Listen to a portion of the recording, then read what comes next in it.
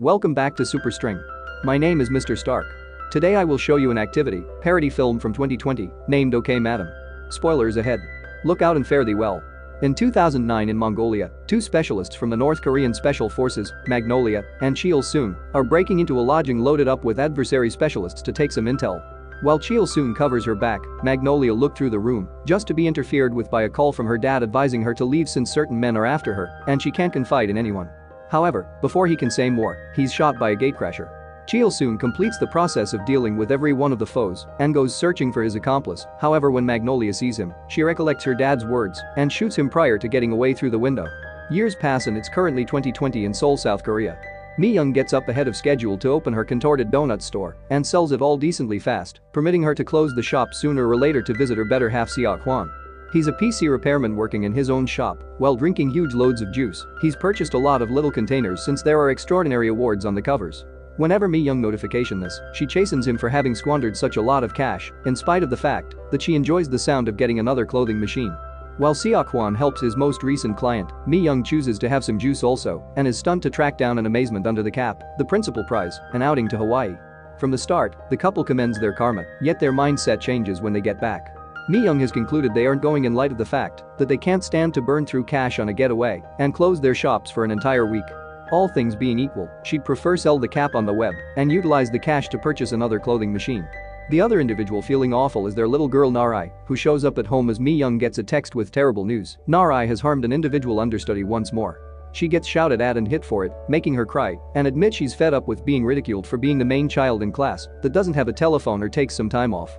Hearing this causes Mi-young to feel exceptionally terrible, so in the wake of taking care of Narai, she stops for a moment to chat with Seok-hwan and acknowledges to go to Hawaii so their girl can have something decent in her life. As Seok-hwan commends the choice, he inadvertently kicks the old clothing machine and makes it work once more. The following day, them three finish their identifications. In the interim, a puzzling lady that additionally has a visa and a boarding pass prepared gets a call that tells her is the ideal opportunity for her to get going.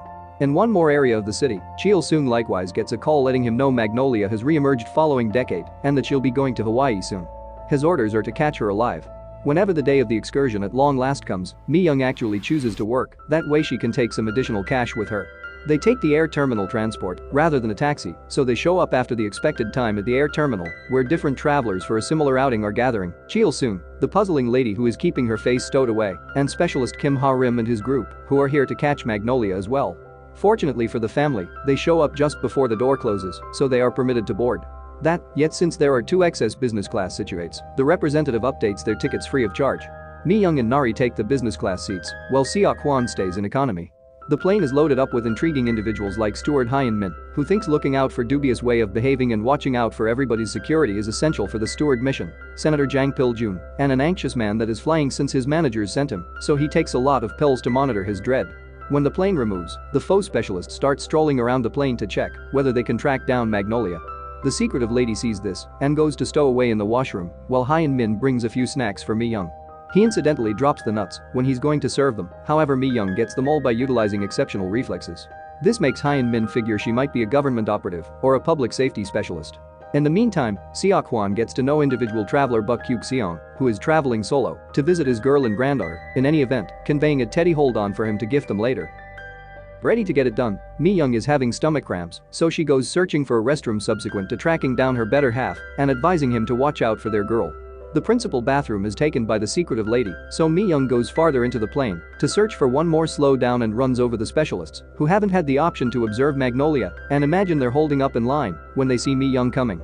While she at long last observes a vacant slow down, Ha-rim goes to converse with Cheol-seung, letting him know they can't track down Magnolia, yet they haven't checked the business class yet in light of the fact that they don't approach it. Cheol-seung figures they can hardly wait any longer, so he provides requests to begin the activity. Hyun-min hears one of the men getting such requests, yet when he attempts to tell the other steward, she doesn't accept him since he's continuously profess to be a government agent. The foe specialists commandeer the plane then, at that point. Cheol-seung takes a steward as a prisoner and goes to see the skipper to make him change the objective of the plane. In the meantime, his men search the plane so they can assemble each passenger in a similar sector. The clumsiest one of the pack is responsible for checking the washrooms and misses Mi-young since he doesn't answer when he thumps. Next he checks a room at the back and winds up locked inside when the plane does an unexpected turn and pushes a truck before the entryway. Jun trusts they're hanging around for him since he's a significant government official, however the specialists couldn't care less and sent him to sit with the remainder of the economy travelers. The South Korean Public Safety Administration gets the fresh insight about the commandeering, however for the present they keep cool-headed on the grounds that there's a specialist ready. Tragically, that specialist is the apprehensive man. He's taken such countless pills that he's fallen profoundly snoozing and won't awaken regardless of whether shaken, so the specialists simply drag him with the others as though he was a doll. Cheol-seung sees the strange lady in the group and causes her to reveal her face just to find she isn't Magnolia, she's On Se-ra, a renowned entertainer that is attempting to go without definitely standing out enough to be noticed. Meanwhile, the Public Safety Administration accepts they've observed the justification for why the plane is being commandeered. Magnolia abandoned North Korea and came toward the south professing to be Chinese and has been sorted as an individual of interest from that point forward. However, there's one detail they disregarded: she got plastic medical procedure to change her appearance and begin another existence with another name and face. It ends up, Magnolia is presently Mi-young. Whenever one of the men hears her in the restroom, he attempts to catch her, yet her battling impulses kick in and she rapidly takes him out. While thinking about what to do straight away, she hears Cheol-seung's voice on the speakers requesting Magnolia to uncover herself, so Mi-young starts recollecting how her life immediately different north of a decade prior, shooting Cheol-seung and circumventing, meeting Seok-hwan, and having their girl. She would rather not lose her family, so she chooses it's the ideal opportunity for her to battle once more. While she sneaks around attempting to observe a decent section highlight execute an arrangement, Seok-hwan concludes he likewise should effectively keep an eye on his better half. In the wake of leaving his little girl with Kyuk-seong, he escapes the economy area while the men go around recovering everybody's telephones. He observes a dropped PC and takes it with him prior to going down a portal that prompts the server room. There, he associates the PC to the framework and hacks his direction in to oversee the plane.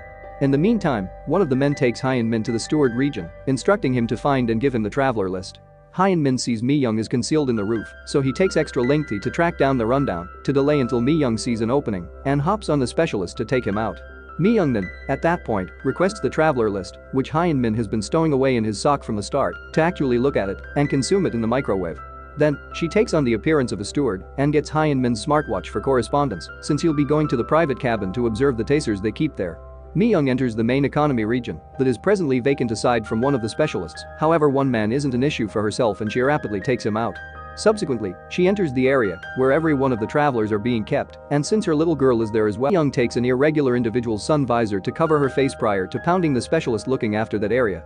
Hyun-min arrives at the server room and observes Seok-hwan sending messages to the Public Safety Administration about the circumstance, so he attempts to trap him, however it turns out Hyun-min is a spy as well and effectively stops his assault. He's baffled in light of the fact that the higher-ups don't believe him should get involved since he's resigned, so Hyun-min tells him about the other specialist on their side and takes out his telephone to call his savvy. Since Hyun-min likes to play Cs, the voices get contorted through his application, so Seok-hwan and Mi-young don't perceive each other while they talk. The talk doesn't keep going that long on the grounds that Mi-young hangs up when Seok-hwan starts chiding her on the appropriate method for managing what is happening like this. A short time later, he abrogates the plane controls to put it on autopilot and fix its objective while Hyun-min at long last arrives at the private alcove and tracks down the secrets. He additionally observes the man that locked himself before sleeping. Cheol-seung, who has been in the cockpit keeping the skipper at gunpoint, sees the course adjustment and actually looks at the surveillance cameras. When he sees Seok-hwan meddling with the controls, he races to catch him. In the meantime, Harim observes Mi-young and starts battling her. He's a vastly improved adversary than his men, so it takes Mi-young longer to take him out, yet after a few near disasters and losing her veil, she figures out how to overcome him. However, her triumph doesn't keep going long. Cheol-seung appears with Seok-hwan as his prisoner and tells her significant other has generally been an administration specialist. As stunned as she might be, this actually isn't enough for her to allow him to get injured, so she stops the blade Cheol-seung tosses at Seok-hwan, causing him to trust she's been under public safety insurance this time. Cheol-seung ties the couple up and sends them away to be secured, and that implies they need to stroll through the traveler region. Narai sees them and starts crying, so Kyuk-seong gives her the teddy bear to occupy her. Cheol-seung actually sees this and comes to keep an eye on her in light of the fact that maybe she could be a helpful prisoner as well, however Narai lies and says On Se-ra is her mom. This creates a disturbance around the group since the entertainer never referenced a youngster openly, and On Se-ra attempts to deny it, however Narai draws nearer and murmurs a solicitation for help in her ear, so On Se-ra acknowledges to lie for the good of she. In the private alcove, Mi-young is concerned that her marriage is completely false, however Seok-hwan burns through no time in recounting her the full story. He used to fill in as specialist a long time back, and he was allotted to keep an eye on her, yet all at once he's presently resigned. He fell head over heels for her the day he was chazzing after her, and unintentionally got irritated by certain domineering jerks. Mi-youthful had saved him and imparted her food to him, and Seok-hwan realized then that he didn't believe this should be a task any longer. He doesn't mind that she's Magnolia or that she used to kill individuals. All he thinks often about is that she's his significant other and the mother to his kid. Such genuine love makes Mi-young cry. Back to the travelers, one of them observes the blade Mi-young had saved her better half from and utilizes it to free individuals' hands, yet they can't do much before one of the specialists returns. The genuine amazement notwithstanding comes when two travelers abruptly stand up and pound the specialist.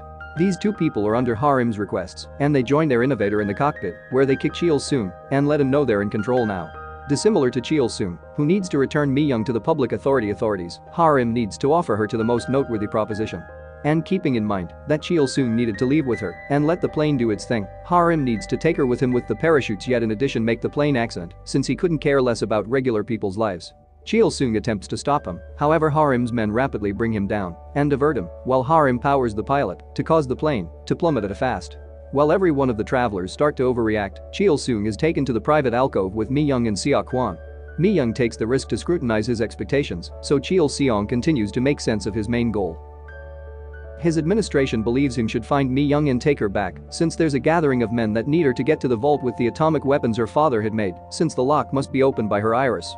She doesn't know whether he can believe him after he attempted to shoot her decade ago, but Cheol-seong says that wasn't correct. He was her ally, and he had been deceived by the others like it occurred here on the plane.